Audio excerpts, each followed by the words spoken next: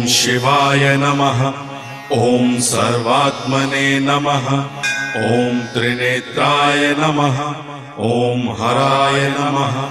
ॐ इन्द्रमुखाय नमः। ॐ श्रीकण्ठाय नमः। ॐ वामदेवाय नमः। ॐ तत्पुरुषाय नमः।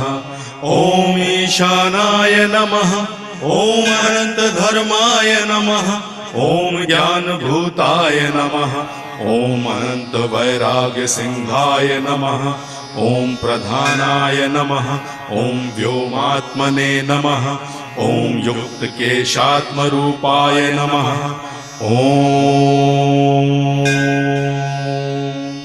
ॐ शिवाय नमः।